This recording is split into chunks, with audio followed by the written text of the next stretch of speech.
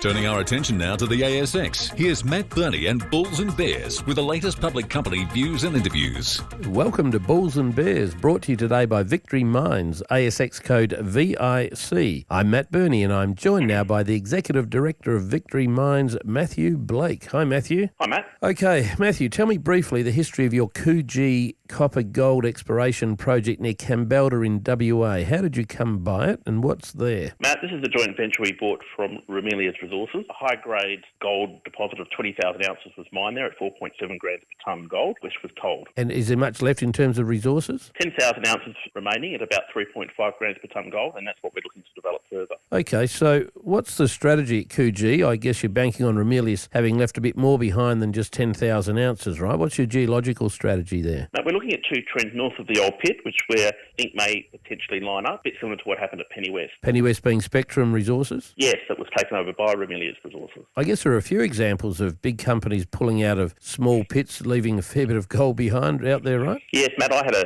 stockbroking career in a former life, and I always found that when people went back to the old mines, they would find more gold. I see you recently had some success with the drill bit at Coogee too. What were the headline gold drill numbers from the latest campaign? Matt, we had 32 metres at 1.44 grams per tonne gold from 108 metres, and we had 8 metres at 3.93 grams per tonne gold and 22 metres at 1.1 grams per tonne gold. And I see it looks like you might also be onto some copper there. There were some reasonable copper numbers you put out recently. What were the best copper numbers? Matt, we had 15 metres at 1% copper, which included 1.49 grams per tonne gold. We also had some other high-grade metre samples, 1 metre at 5.464% copper, and that one included 4.74 grams per tonne gold. So is copper new, or did Ramelius mine copper there as well? No, Matt, this was something that we sort of developed as an idea, and then Lefroy Resources next door had a hit of copper. Okay, so exactly what have you discovered to date at Coogee, courtesy of the drill bit? How many metres have you put into the project since taking it on, and how big is your mineralised strike now? Done 122 holes for 16,000 metres. Copper gold strike at the moment sitting at around 1 kilometre, and that doesn't include the down dip two main copper gold lodes. Matthew Blake from Victory Mines, thanks for joining me on Bulls and Bears today. And remember, we're only here to give you information, not advice, which you should of course seek independently. I'm Matt Birney and this is Bulls and Bears. For more public company CEO interviews, go to the Money page on the 6PR, 2GB and 3AW websites